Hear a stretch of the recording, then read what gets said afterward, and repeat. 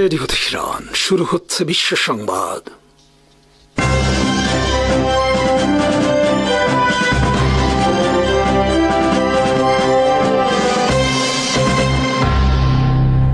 শুরুতেই সংবাদ শিরোনাম। আসসালামু আলাইকুম। জাতিসংঘ অধিবেশনে যোগ দিতে ফিলিস্তিন প্রেসিডেন্টকে যুক্তরাষ্ট্রে প্রবেশ করতে দেবে না ওয়াশিংটন। শেখ হাসিনার ন্যায় মোদির বিরুদ্ধেও ভোট চোর ও জালিয়াতির মাধ্যমে নির্বাচিত হওয়ার অভিযোগ কংগ্রেস সহ সব বিরোধী দলের। এবার ইউক্রেন যুদ্ধকে মোদির যুদ্ধ হিসেবে আখ্যায়িত করল যুক্তরাষ্ট্র। যুক্তরাষ্ট্রের বিকল্প বাজারের খোঁজে নয়াদিল্লি, তবে সুফল মিলছে না। ইয়েমেনের প্রধানমন্ত্রী সহ সব মসজিদের হত্যার দাবি ইসরায়েলের, প্রত্যাখ্যান হুথি সরকারের। ফিলিস্তিনের প্রেসিডেন্ট মাহমুদ আব্বাসকে আগামী মাসে জাতিসংঘের সাধারণ অধিবেশনে যোগ দিতে দেবে না যুক্তরাষ্ট্র। আগামী সেপ্টেম্বর মাসে জাতিসংঘের সাধারণ অধিবেশনে যোগ দেওয়ার লক্ষ্যে ৮০ জন কর্মকর্তা নিয়ে মাহমুদ আব্বাস যুক্তরাষ্ট্রে যাওয়ার আবেদন করেন, কিন্তু যুক্তরাষ্ট্রের পররাষ্ট্র মন্ত্রণালয় তাদের সবার ভিসা আবেদন প্রত্যাখ্যান করেছে। সম্প্রতি ফ্রান্স সহ বিভিন্ন দেশ ফিলিস্তিনকে স্বাধীন দেশ হিসেবে স্বীকৃতি দেওয়ার কারণে এই সিদ্ধান্ত নিয়েছে বলে জানিয়েছেন যুক্তরাষ্ট্রের পররাষ্ট্রমন্ত্রী মার্কো রুবিও। মার্কো রুবিও বলেছেন, ফ্রান্স সহ বিভিন্ন দেশ ফিলিস্তিনকে স্বাধীন রাষ্ট্র হিসেবে স্বীকৃতির যে সিদ্ধান্ত নিয়েছে তা মধ্যপ্রাচ্যের শান্তি প্রক্রিয়ার বিরোধী। নামে মাত্র ফিলিস্তিন রাষ্ট্রের প্রেসিডেন্ট মাহমুদ আব্বাস দীর্ঘদিন ধরে যুক্তরাষ্ট্র ও ইসরায়েলের দালাল হিসেবে পরিচিত, কিন্তু সেই দালাল প্রেসিডেন্টকেও এবার ভিসা দিচ্ছে না যুক্তরাষ্ট্র।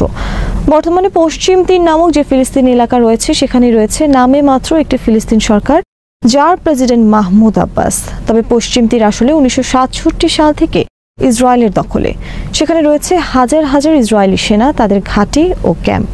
1967 সালে পশ্চিম তীর দখলের পর থেকে ফিলিস্তিনিদের জমিতে 7 লাখের বেশি ইহুদিদের বসতি স্থাপন করেছে ইসরায়েল আর্মি।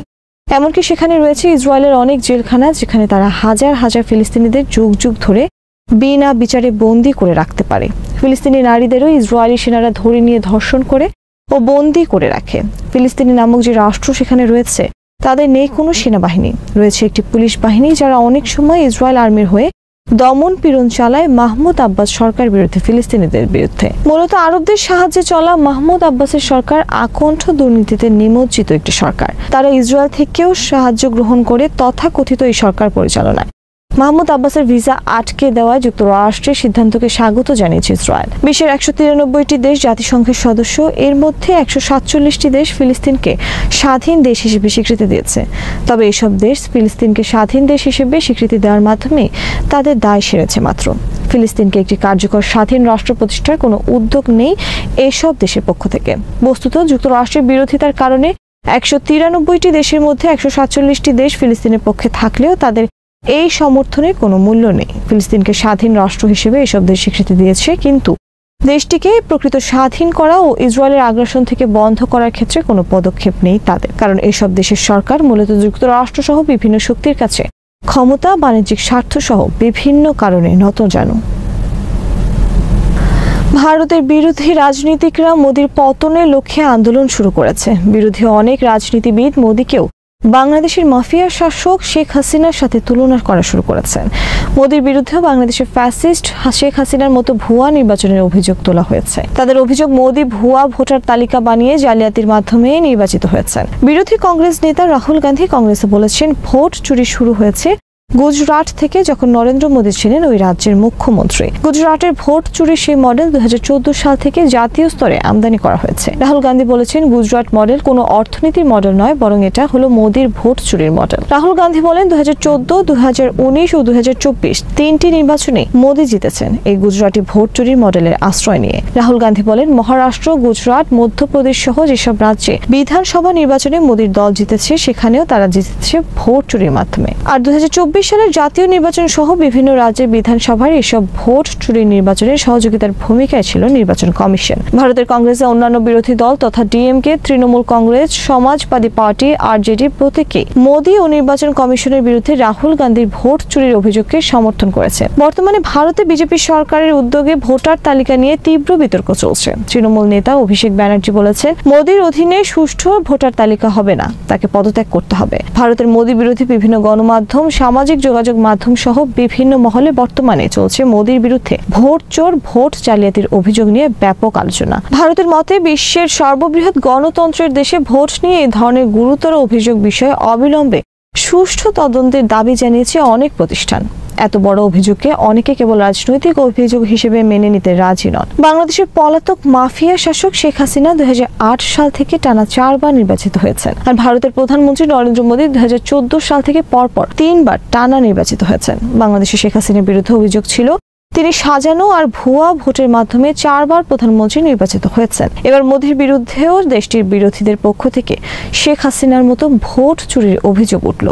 বাংলাদেশের ভোট চোর মাফিয়ার শাসক শেখ হাসিনাকে নিরঙ্কুশ সমর্থন দিয়ে গেছে ভারতের কংগ্রেস থেকে শুরু করে বর্তমান মোদী সরকার পর্যন্ত।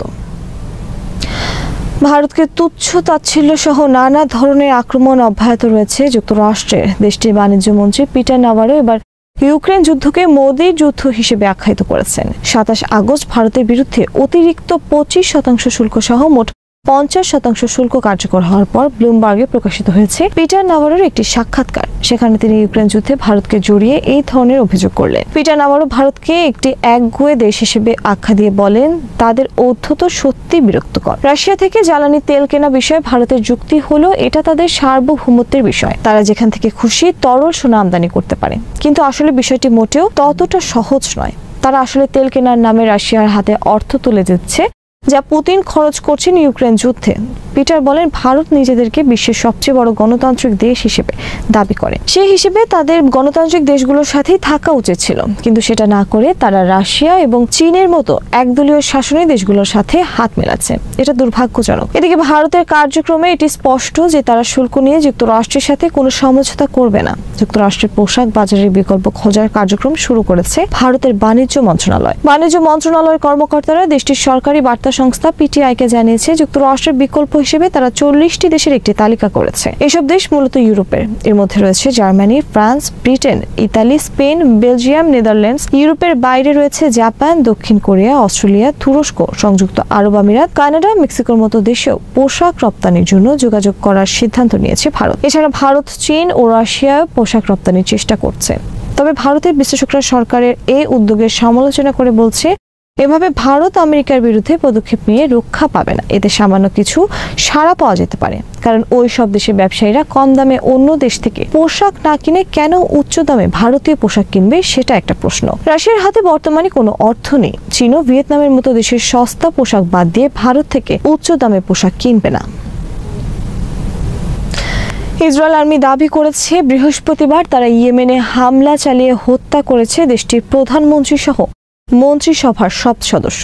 তবে ইয়েমেনের হুথি আর্মি আনসার আল্লাহ ইসরায়েলের এই দাবিকে মিথ্যা আখ্যায়িত করে বলেছে, ইসরায়েলের হামলায় বৃহস্পতিবার তাদের কোনো নেতা নিহত হয়নি। বৃহস্পতিবার ইসরায়েল আর্মি হামলা চালায় রাজধানী সানার একটি ভবনে। সেখানে হুথি সরকারের প্রধানমন্ত্রী আহমেদ আল রাহাবির নেতৃত্বে মন্ত্রী পরিষদের বৈঠক চলছিল। বৈঠকে 12 জন মন্ত্রীর 10 জন উপস্থিত ছিলেন। বাকি 2 মন্ত্রীও বৈঠকে যোগ দেওয়ার উদ্দেশ্যে ভবনে প্রবেশ করছিলেন।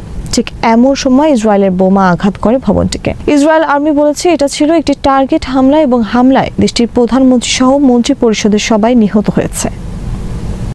ব্রিটেন, ফ্রান্স ও জার্মানি এই 3 ইউরোপীয় দেশ E3 ইরানের বিতর্কিত পারমাণবিক কর্মসূচিকে ঘিরে জাতিসংঘের নিষেধাজ্ঞা পুনর্বহালের উদ্যোগ নিয়েছে। বৃহস্পতিবার তারা স্ন্যাপব্যাক মেকানিজম চালু করে 30 দিনের একটি আনুষ্ঠানিক প্রক্রিয়া শুরু করে। এই পদক্ষেপ ইরানের কড়া প্রতিক্রিয়ার জন্ম দিয়েছে। তেহরানের এক শীর্ষ কর্মকর্তা একে অবৈধ ও কূটনীতি বিরোধী বলে মন্তব্য করেন। তার ভাষায় এটি চাপ প্রয়োগের অংশ, কিন্তু ইরান কোনো চাপের কাছে নত হবে না। ইউরোপের সঙ্গে আলোচনার পথ যদিও খোলা থাকবে। 2015 সালে ইরান ও 6 পরাশক্তির মধ্যে একটি পরমাণু চুক্তি স্বাক্ষরিত হয়, যার আওতায় তেহরান পারমাণবিক কর্মসূচিতে সীমারোপের বিনিময়ে আন্তর্জাতিক নিষেধাজ্ঞা থেকে কিছুটা মুক্তি পায়। তবে চুক্তির নানা শর্ত লঙ্ঘনের অভিযোগে ইউরোপীয় দেশগুলো এখন সেই নিষেধাজ্ঞা ফিরিয়ে আনতে চাইছে। E3 জানিয়েছে তারা আশঙ্কা করছে যে যদি এখন কোনো পদক্ষেপ না নেওয়া হয়, তাহলে অক্টোবরের পর নিষেধাজ্ঞা পুনর্বহালের আইনি সুযোগ হারিয়ে যাবে। ব্রিটেন, ফ্রান্স ও জার্মানি এই 3 ইউরোপীয় দেশ E3 ইরানের বিতর্কিত পারমাণবিক কর্মসূচিকে ঘিরে জাতিসংঘের নিষেধাজ্ঞা পুনর্বহালের উদ্যোগ নিয়েছে। বৃহস্পতিবার তারা স্ন্যাপব্যাক মেকানিজম চালু করে 30 দিনের একটি আনুষ্ঠানিক প্রক্রিয়া শুরু করে। এই পদক্ষেপ ইরানের কড়া প্রতিক্রিয়ার জন্ম দিয়েছে। তেহরানের এক শীর্ষ কর্মকর্তা একে অবৈধ ও কূটনীতি বিরোধী বলে মন্তব্য করেন। তার ভাষায় এটি চাপ প্রয়োগের অংশ, কিন্তু ইরান কোনো চাপের কাছে নত হবে না। ইউরোপের সঙ্গে আলোচনার পথ যদিও খোলা থাকবে। 2015 সালে ইরান ও 6 পরাশক্তির মধ্যে একটি পরমাণু চুক্তি স্বাক্ষরিত হয়, যার আয়তায় তেহরান পারমাণবিক কর্মসূচিতে সীমারোপের বিনিময়ে আন্তর্জাতিক নিষেধাজ্ঞা থেকে কিছুটা মুক্তি পায়। তবে চুক্তির নানা শর্ত লঙ্ঘনের অভিযোগে ইউরোপীয় দেশগুলো এখন সেই নিষেধাজ্ঞা ফিরিয়ে আনতে চাইছে। E3 জানিয়েছে তার আশঙ্কা করছে যে যদি এখন কোনো পদক্ষেপ না নেওয়া হয় তাহলে অক্টোবরের পর নিষেধাজ্ঞা পুনর্বহালের আইনি সুযোগ হারিয়ে যাবে। চলতি বছরের জুনে যুক্তরাষ্ট্র ও ইসরায়েল ইরানের কয়েকটি পারমাণবিক স্থাপনায় হামলা চালানোর পর থেকে ইউরোপ ও তেহরানের মধ্যে আলোচনা চলছিল। তবে সম্প্রতি জেনেভায় অনুষ্ঠিত বৈঠকে তেহরানের পক্ষ থেকে কোনো ইতিবাচক অগ্রগতি না দেখা যাওয়ায় E3 এর সিদ্ধান্ত নেয়। ফ্রান্স ও জার্মানি বলছে এই পদক্ষেপ নেওয়া হলেও কূটনৈতিক সমাধানের পথ এখনও খোলা রয়েছে। তারা ইরানকে জাতিসংঘ পরমাণু পর্যবেক্ষক সংস্থার সঙ্গে সহযোগিতা এবং আগামী 1 মাসের মধ্যে যুক্তরাষ্ট্রের সঙ্গে সরাসরি আলোচনায় বসার আহ্বান জানিয়েছে। যুক্তরাষ্ট্র E3 এর সিদ্ধান্তকে স্বাগত জানিয়েছে। পররাষ্ট্রমন্ত্রী মার্কো রুবিও বলেছেন, পারমাণবিক সংকটের শান্তিপূর্ণ সমাধানে আমরা আলোচনার জন্য প্রস্তুত। তবে ইরান জানিয়েছে তারা কেবল তখনই আলোচনায় বসবে যদি যুক্তরাষ্ট্র সামরিক হামলা না চালানোর নিশ্চয়তা দেয়। ইরান হুঁশিয়ারি দিয়েছে নিষেধাজ্ঞা পুনর্বহাল হলে তারা পরমাণু অস্ত্র বিস্তার রোধ সংস্থা NPT থেকে সরে আসা বিবেচনা করবে। ইসরায়েল এই সিদ্ধান্তকে সময়োচিত ও প্রয়োজনীয় বলে আখ্যা দিয়েছে এবং বলেছে এটি ইরানের পারমাণবিক উচ্চাকাঙ্ক্ষা রুখতে একটি গুরুত্বপূর্ণ কূটনৈতিক পদক্ষেপ। পুতিন এক শিকারী আর দোরগোড়ায় দাঁড়িয়ে থাকা দৈত্য। সম্প্রতি এক টেলিভিশন সাক্ষাৎকারে রুশ প্রেসিডেন্ট পুতিনকে নিয়ে ফরাসি প্রেসিডেন্টের এমন মন্তব্যের পর কড়া জবাব আসে মস্কো থেকে। এই মন্তব্যকে কেন্দ্র করে মস্কো থেকে এলো ভয়ঙ্কর হুমকি। রাশিয়া আবারও প্যারিসে প্রবেশ করবে বলে হুমকি দিয়েছেন পুতিনের ঘনিষ্ঠ সহযোগী ও রাশিয়ার রাষ্ট্রীয় প্রচারণার প্রধান কণ্ঠস্বর ভ্লাদিমির সলভিয়ভ। সলভিয়ভ তার বক্তব্যে বলেন, নেটো আমাদের সীমান্তে ঘাঁটি বানাচ্ছে, সৈন্য পাঠানোর হুমকি দিচ্ছে। তাই আমরা যদি শজেলিজে যাই তাতে অবাক হওয়ার কিছু নেই। তখন ম্যাখর নিজেই রুশ অফিসারের বুট পালিশ করবে। তিনি 2021 সালে রাশিয়ার দেওয়া সতর্কবার্তার কথাও স্মরণ করিয়ে দেন, যেখানে মস্কো বলেছিল ইউক্রেন হয়ে নেটো অবকাঠামো সীমান্তে আনা মেনে নেওয়া হবে না। এমন হুমকির আড়ালে রাশিয়া আবারও ইতিহাস টেনে আনছে। শেষবার 1814 সালে নেপোলিয়নিক যুদ্ধ শেষে রুশ সৈন্যরা প্যারিসে প্রবেশ করেছিল। এমনকি ফরাসি বিস্র শব্দের জন্মও সেই সময় রুশ সৈন্যদের মুখের বিশ্রী শব্দ থেকে এসেছে বলে দাবি রুশদের। ইতিহাসকে প্রতীকীভাবে ব্যবহার করে পশ্চিমাদের মনে ভয় ঢোকাতে চাইছে মস্কো। এই কথার লড়াইয়ের মধ্যেই কিয়েভে ভয়াবহ রুশ হামলা চালানো হয়েছে। ড্রোন ও ক্ষেপণাস্ত্র হামলায় ব্রিটিশ কাউন্সিল ও ইউরোপীয় ইউনিয়নের সাংস্কৃতিক কেন্দ্র ধ্বংস হয়। প্রাণ হারায় 15 জন, যাদের মধ্যে ছিল 4 শিশু। যুক্তরাজ্যের প্রধানমন্ত্রী কেয়ার স্টারমার ক্ষোভ প্রকাশ করে বলেন, পুতিন শান্তির সম্ভাবনা ধ্বংস করছেন। ফরাসি প্রেসিডেন্ট ম্যাখর টুইট করেন, এক রাতে 629টি ক্ষেপণাস্ত্র ও ড্রোন হামলা, এটাই রাশিয়ার শান্তির সংজ্ঞা, সন্ত্রাস আর বর্বরতা। পরিস্থিতিকে আরো জটিল করেছে মার্কিন প্রেসিডেন্ট ডোনাল্ড ট্রাম্পের সাম্প্রতিক আলাস্কা বৈঠক। সেখানে পুতিনের সঙ্গে তার দীর্ঘ আলোচনার পর নেটো মিত্ররা শঙ্কিত হয়ে পড়েছে। বিশেষ করে ফ্রান্স, যুক্তরাজ্য ও এস্তোনিয়া ইঙ্গিত দিয়েছে তারা ইউক্রেনের শক্তিরক্ষা বাহিনী পাঠাতে প্রস্তুত। রাশিয়া এই প্রস্তাবকে সরাসরি প্রত্যাখ্যান করেছে। ফ্রান্সের জনগণের একাংশ ম্যাখর অবস্থানকে সমর্থন করছে, তবে সমালোচকরা বলছেন এভাবে রাশিয়াকে উস্কানি দেওয়া বিপজ্জনক। ইউরোপীয় ইউনিয়নের মধ্যেও বিভাজন বাড়ছে। জার্মানি সতর্ক কূটনীতিতে জোর দিচ্ছে, আর পোল্যান্ড, এস্তোনিয়ার মতো দেশগুলো বলছে এখনই রাশিয়ার বিরুদ্ধে কঠোর হতে হবে। বিশ্লেষকরা বলছেন এই মুহূর্তে রাশিয়ার হুমকি সরাসরি সামরিক পরিকল্পনা নয়, বরং কূটনৈতিক ও মনস্তাত্ত্বিক যুদ্ধ। প্যারিসে মিছিলের হুমকি মূলত পশ্চিমা জনমত ভীত করার চেষ্টা। তবে ইউক্রেন যুদ্ধ দীর্ঘ হলে এবং ন্যাটো আরও সক্রিয়ভাবে প্রবেশ করলে ইউরোপে সংঘাত ছড়িয়ে পড়ার ঝুঁকি অস্বীকার করা যাচ্ছে না। প্রশ্ন এখন, ম্যাখর এই অবস্থান ফ্রান্সকে কি নিরাপত্তা দেবে, নাকি রাশিয়ার নিশানায় আরও সরাসরি ঠেলে দেবে? ক্রমেই তীব্র হচ্ছে ভেনেজুয়েলা ও যুক্তরাষ্ট্রের দ্বন্দ্ব। লাতিন আমেরিকা ও ক্যারিবীয় অঞ্চলে মার্কিন নৌবহর পাঠানোর পর পাল্টা জবাব হিসেবে ব্যাপক সামরিক মহড়া আয়োজন করেছে ভেনেজুয়েলা। প্রেসিডেন্ট নিকোলাস মাদুরো সরাসরি অভিযোগ করেছেন তাদের দেশের তেল ও প্রাকৃতিক সম্পদের দিকেই নজর ওয়াশিংটনের। তিনি বলেছেন, যুক্তরাষ্ট্র সামরিক উত্তেজনা ছড়িয়ে লাতিন আমেরিকায় নতুন উপনিবেশ স্থাপন করতে চায়। অন্যদিকে সার্বভৌমত্ব লঙ্ঘনের অভিযোগে জাতিসংঘে চিঠি দিয়েছে কারাকাস। ভেনেজুয়েলার উপকূল ঘেঁষেই দৃশ্যমান মার্কিন নৌবহর। সেই হুমকির জবাবেই সামরিক শক্তি প্রদর্শনে মহড়া চালায় ভেনেজুয়েলা। এই মহড়ার নেতৃত্ব দেন খোদ প্রেসিডেন্ট নিকোলাস মাদুরো। অংশ নেন স্পেশাল রেভলিউশনারি অপারেশনস বাহিনীর কয়েক হাজার সদস্য। পাহাড়ি অঞ্চলে বিশেষ পোশাকে সেনারা নানা সামরিক কসরত প্রদর্শন করেন। চোখ জুড়ানো প্যারেড, আধুনিক অস্ত্রশস্ত্র হাতে লাইভ ফায়ারিং, সবই যেন এক প্রতীকী বার্তা। আমেরিকাকে সরাসরি চ্যালেঞ্জ ছুড়ে দেওয়া। সামরিক মহড়ার মঞ্চে দাঁড়িয়েই যুক্তরাষ্ট্রের বিরুদ্ধে কড়া অভিযোগ তোলেন নিকোলাস মাদুরো। তিনি বলেন, সাম্রাজ্যবাদী গ্রিঙ্গোরা কি চায়? আমাদের সম্পদ দখল করতে চায়, উপনিবেশ স্থাপন করতে চায়, আর ভেনেজুয়েলাকে টুকরো টুকরো করে দিতে চায়। একটানা হুমকি, মনস্তাত্ত্বিক যুদ্ধ আর অবরোধের পরও আমি বলতে পারি, ভেনেজুয়েলা আজ আগের চেয়ে শক্তিশালী। শান্তি, সার্বভৌমত্ব ও আঞ্চলিক অখণ্ডতা রক্ষায় আমরা আরও প্রস্তুত।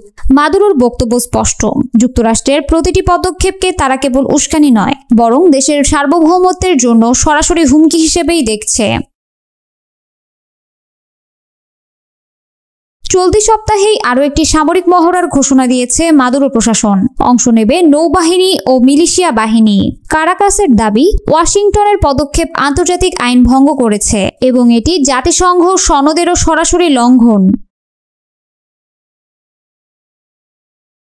ওয়াশিংটনের বিরুদ্ধে আনুষ্ঠানিক অভিযোগ জানিয়ে জাতিসংঘ মহাসচিব অ্যান্টনিও গুতেরেসকে একটি চিঠি পাঠিয়েছে ভেনেজুয়েলা।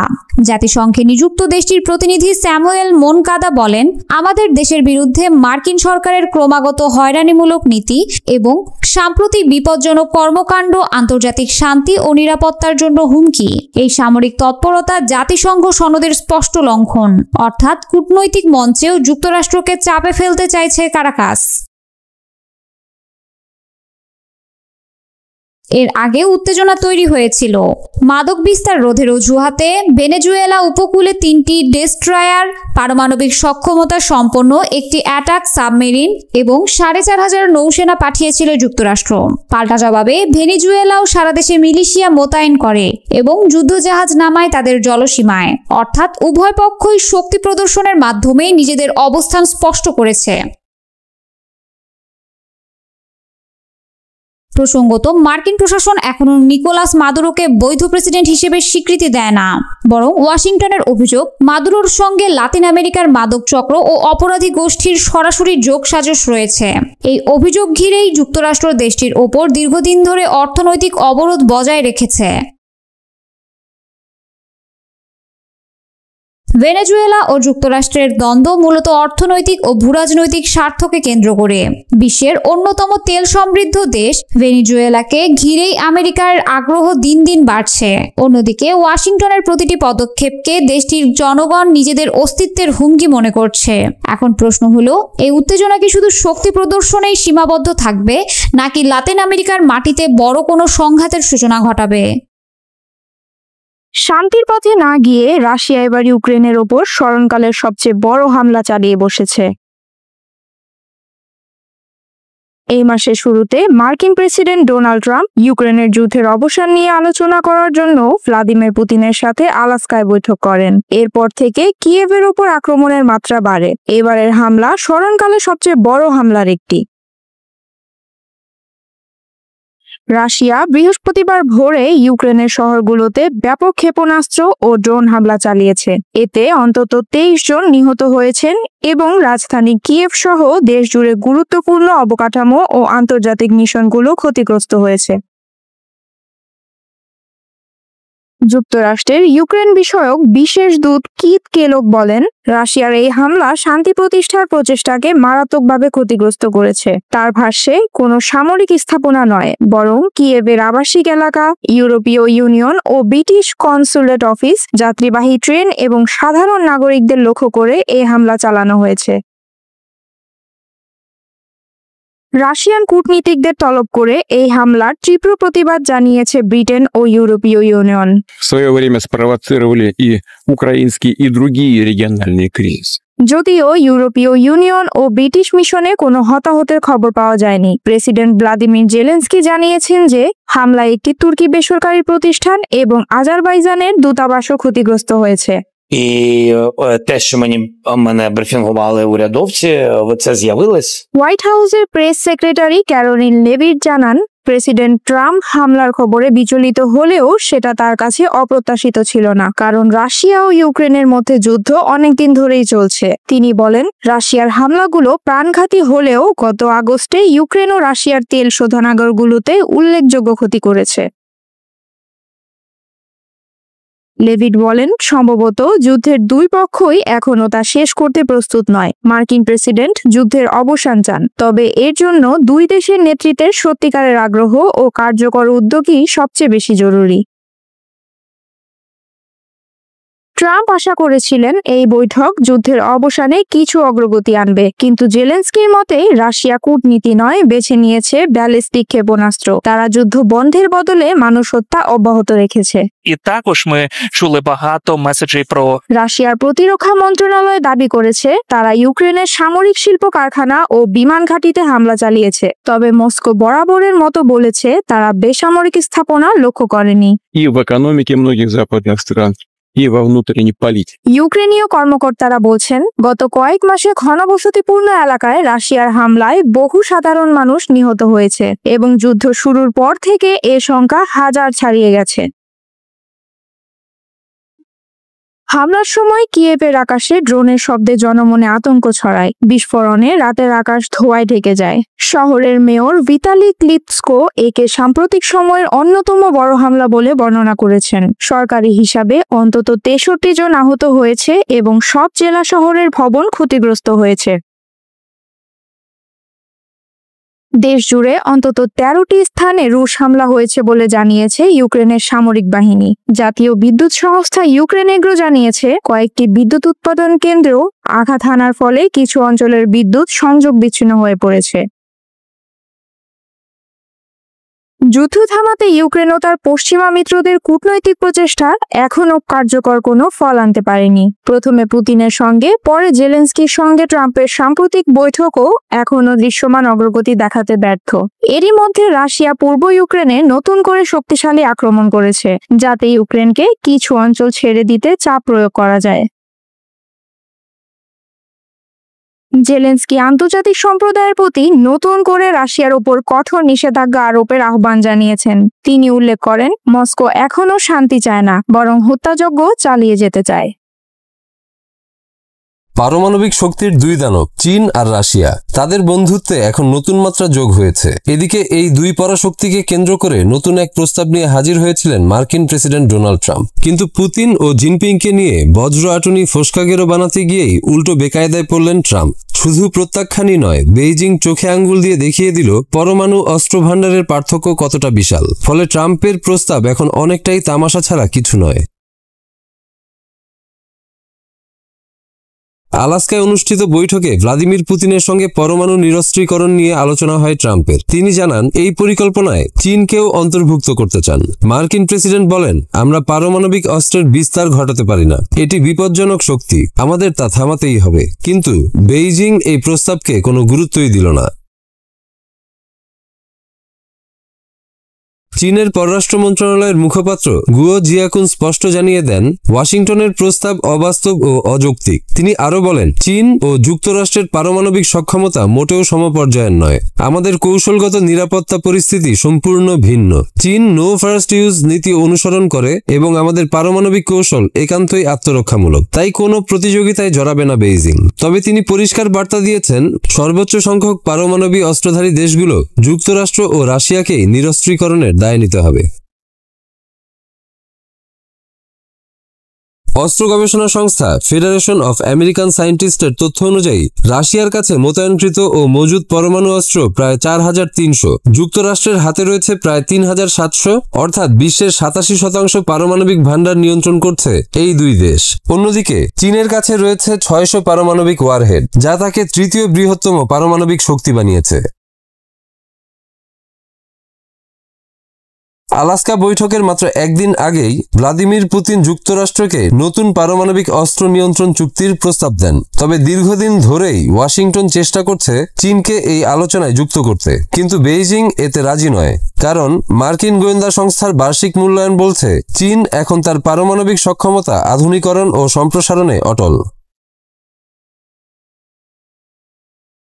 চীন রাশিয়ার ঐক্য এখন ওয়াশিংটনের জন্য আন্তর্জাতিক কূটনীতিতে সবচেয়ে বড় মাথাব্যথার নাম। পরমাণু ভান্ডারের সংখ্যায় এগিয়ে থেকেও নতুন শক্তি হিসেবে চীনের আগমন ট্রাম্প প্রশাসনের জন্য এক অস্বস্তিকর বাস্তবতা।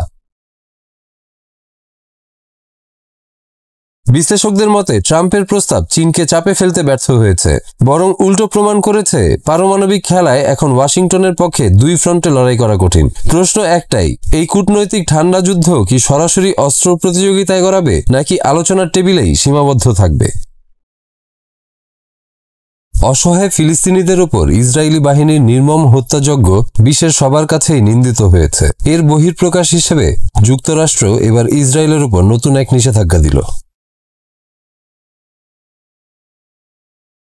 গাজা যুদ্ধের উত্তেজনার কারণে ব্রিটিশ সরকার আগামী মাসে লন্ডনে অনুষ্ঠিতব্য বৃহত্তম অস্ত্র মেলায় ইসরায়েলি কর্মকর্তাদের অংশগ্রহণের উপর নিষেধাজ্ঞা আরোপ করেছে। ব্রিটিশ প্রতিরক্ষা মন্ত্রণালয় শুক্রবার এ তথ্য নিশ্চিত করেছে। সেপ্টেম্বর 9 থেকে 12 পর্যন্ত অনুষ্ঠিতব্য এই দ্বিবার্ষিক মেলাটি বিশ্বের অন্যতম বৃহৎ অস্ত্র বাণিজ্য প্রদর্শনী। এই নিষেধাজ্ঞার পেছনে মূল কারণ হল ব্রিটেন ইতোমধ্যে ইসরায়েলের বিরুদ্ধে অস্ত্র রপ্তানি লাইসেন্সের কিছু অংশ সাময়িকভাবে স্থগিত করেছে, মুক্ত বাণিজ্য আলোচনা স্থগিত রেখেছে এবং গাজা অভিযানের কারণে দুইজন চরমপন্থী ইসরায়েলি মন্ত্রীর ওপর নিষেধাজ্ঞা আরোপ করেছে। গাজায় মানবিক সাহায্যের প্রবাহ বন্ধ থাকায় সেখানে গভীর খাদ্য সংকট তৈরি হয়েছে। ব্রিটিশ সরকারের বিবৃতিতে বলা হয়েছে ইসরায়েলি সরকারের গাজায় সামরিক অভিযান আরও বাড়ানোর সিদ্ধান্ত একদমই অমানবিক। এই যুদ্ধে এখনই কূটনৈতিক সমাধান দরকার, সেই সঙ্গে যুদ্ধবিরতি, বন্দীদের মুক্তি এবং গাজার মানুষের জন্য মানবিক সাহায্যের বৃদ্ধি নিশ্চিত করতে হবে। মে মাসে প্রকাশিত এক প্রতিবেদনে জানানো হয় যে গত বছরের সেপ্টেম্বর থেকে ব্রিটিশ সরকারের আংশিক নিষেধাজ্ঞার পরও যুক্তরাজ্যের বিভিন্ন কোম্পানি ইসরায়েলের কাছে সামরিক রপ্তানি চালিয়ে যাচ্ছে। যদিও ইসরায়েলের সরকারি প্রতিনিধি দল মেলায় অংশগ্রহণ থেকে বিরত থাকলেও দেশের প্রতিরক্ষা সংস্থাগুলো এই প্রদর্শনীতে অংশ নিতে পারবে। ইসরায়েলি গণমাধ্যমে বলা হয়েছে ব্রিটেন এই নিষেধাজ্ঞা তুলে নিতে ইসরায়েলের কাছ থেকে অধিকৃত ফিলিস্তিনি ভূখণ্ডে আন্তর্জাতিক আইন মেনে চলার প্রতিশ্রুতি চেয়েছে। ইউরোপীয় অঞ্চলে ইসরায়েলের গাজা যুদ্ধের বিরুদ্ধে চাপ বাড়ছে। গত মে মাসে ফ্রান্স প্যারিস এয়ার শোতে ইসরায়েলি অস্ত্র প্রস্তুতকারকদের আক্রমণাত্মক অস্ত্র প্রদর্শন থেকে বিরত থাকার ঘোষণা দেয়। শেফিল্ডে আগামী শনিবার কোপেনহেগেনে ইউরোপীয় ইউনিয়নের পররাষ্ট্রমন্ত্রীরা আরও কঠোর নিষেধাজ্ঞার বিষয়ে আলোচনা করবেন। সুইডেন ও নেদারল্যান্ডস এই কঠোর অবস্থানের নেতৃত্ব দিচ্ছে। ব্রিটিশ প্রধানমন্ত্রী কিয়ার স্টারমার ইসরায়েলের বিরুদ্ধে কঠোর অবস্থান নিয়েছেন এবং গত মাসে ঘোষণা দিয়েছেন যদি ইসরায়েল যুদ্ধবিরতি না মানে এবং দখল অবসান না করে তাহলে সেপ্টেম্বর মাসে তিনি ফিলিস্তিনি রাষ্ট্রকে স্বীকৃতি দেবেন। বন্ধুত্বের প্রতিদান দিতে ভোলেনি ইরান। ইসরায়েলের সঙ্গে 12 দিনের যুদ্ধে পাশে দাঁড়িয়েছিল ভেনেজুয়েলা। এবার সেই বন্ধু যখন আমেরিকার হুমকির মুখে, তখন পাশে দাঁড়ানোর ঘোষণা দিল তেহরান। সম্ভাব্য সংঘাতে ভেনেজুয়েলা একা নয়, তাদের পাশে দাঁড়াতে প্রস্তুত অন্তত 3 বন্ধু, রাশিয়া, চীন আর ইরান। কারণ এই 4 দেশের অভিন্ন প্রতিদ্বন্দ্বী যুক্তরাষ্ট্র, আর তাদের মধ্যে সবচেয়ে ঘনিষ্ঠ সম্পর্ক এখন গড়ে উঠেছে ইরান ও ভেনেজুয়েলার মধ্যে। یکی از رؤسای جمهور آمریکا که البته اعتراف کرد که نمیتوانه ইরান ভেনেজুয়েলা সম্পর্ক অত্যন্ত গুরুত্বপূর্ণ ও কৌশলগতভাবে তাৎপর্যপূর্ণ। দুই দেশের সম্পর্ক প্রায় 50 বছরের পুরনো, তবে 2000 সালের পর থেকে এটি আরো শক্তিশালী হয়েছে। কারণ একটাই, উভয় দেশই মার্কিন নিষেধাজ্ঞার শিকার। তাই নিজেদের সার্বভৌমত্ব রক্ষায় এবং পশ্চিমা আধিপত্য মোকাবিলায় তারা একে অপরকে সমর্থন দিয়ে আসছে। মূল নীতি একই, পশ্চিমা দমন নীতি প্রতিরোধ। به طرفهای آمریکایی و غیره میگیم اینه که شما দুই দেশের সম্পর্ক আরো মজবুত হয়েছে তেলের কারণে। ভেনেজুয়েলায় রয়েছে বিশ্বের বৃহত্তম তেলের মজুদ, কিন্তু আধুনিক রিফাইনারির অভাবে তেল শিল্প ধসে পড়লে সাহায্যের হাত বাড়ায় ইরান। তেহরান সরবরাহ করে পরিশোধিত তেল, রিফাইনারির যন্ত্রাংশ ও কারিগরি জ্ঞান। বিনিময়ে ভেনেজুয়েলা দেয় অপরিশোধিত তেল ও স্বর্ণ। এই সহযোগিতাই কারকাসকে মার্কিন নিষেধাজ্ঞার চাপ মোকাবিলায় টিকে থাকতে সাহায্য করছে। مذاکره به طور مستقیم رد شده اما مذاکره به طور 2022 সালে ভেনেজুয়েলার প্রেসিডেন্ট নিকোলাস মাদুরোর তেহরান সফরে স্বাক্ষরিত হয় 20 বছরের সহযোগিতা চুক্তি। এর আওতায় দুটি দেশ জ্বালানি, প্রতিরক্ষা, অর্থনীতি থেকে পর্যটন শিল্প পর্যন্ত একে অপরকে সহযোগিতা করছে। ইরান শুধু জ্বালানি নয়, স্বাস্থ্য খাতেও ভেনেজুয়েলাকে সহায়তা করছে। ভ্যাকসিন সরবরাহ থেকে শুরু করে চিকিৎসা প্রযুক্তি বিনিময়ে কাজ করছে দুই দেশ। সামরিক সম্পর্কেও ঘনিষ্ঠতা দিন দিন বাড়ছে। 2012 সাল থেকেই ইরানের সহায়তায় ড্রোন তৈরি করছে ভেনেজুয়েলা। প্রথমে তা ব্যবহৃত হতো নজরদারি ও সীমান্ত টহলের কাজে। পরবর্তীতে ইরান উন্নত আক্রমণকারী ড্রোন ও মিসাইল ব্যবস্থা সরবরাহ করেছে ভেনেজুয়েলাকে। এমনকি যুক্তরাষ্ট্র ভেনেজুয়েলার উপকূলে যুদ্ধজাহাজ মোতায়েন করলে পাল্টা সামরিক প্রস্তুতিতে এই ইরান সহায়তাই ভরসা দিচ্ছে কারাকাসকে। সাম্প্রতিক উত্তেজনার প্রেক্ষাপটে কথা হয়েছে ইরান ও ভেনেজুয়েলার পররাষ্ট্রমন্ত্রীদের মধ্যে। ইরানি পররাষ্ট্রমন্ত্রী আব্বাস আরাকসি প্রকাশ্যে ঘোষণা দিয়েছেন ভেনেজুয়েলার প্রতি ইরানের অবিচল সমর্থন অব্যাহত থাকবে। এই বক্তব্য শুধু কূটনৈতিক সমর্থন নয়, বরং আমেরিকার বিরুদ্ধে এক ধরনের রাজনৈতিক চ্যালেঞ্জও। বিশ্ব রাজনীতিতে নতুন করে গড়ে উঠছে এক অঘোষিত জোট। যুক্তরাষ্ট্রের বিরোধিতা করতে রাশিয়া, চীন ও ইরান একসঙ্গে মাঠে নামছে, আর তাদের পাশে দাঁড়িয়ে লাতিন আমেরিকার ভেনেজুয়েলা। তেল, অর্থনীতি আর সামরিক প্রযুক্তিকে ভিত্তি করে তৈরি হওয়া ইরান ভেনেজুয়েলা সম্পর্ক এখন কৌশলগত উচ্চতায় পৌঁছেছে। প্রশ্ন হচ্ছে, এই সম্পর্ক কেবল অর্থনীতি ও সাময়িক সহায়তায় সীমাবদ্ধ থাকবে, নাকি একসময় আমেরিকার সঙ্গে সরাসরি যুদ্ধে নামার পথে এগিয়ে যাবে এই নতুন জোট? শ্রোতা বন্ধুরা, বিশ্ব সংবাদে এই ছিল আমাদের সর্বশেষ আয়োজন। সঙ্গে থাকার জন্য আপনাদের সবাইকে অসংখ্য ধন্যবাদ।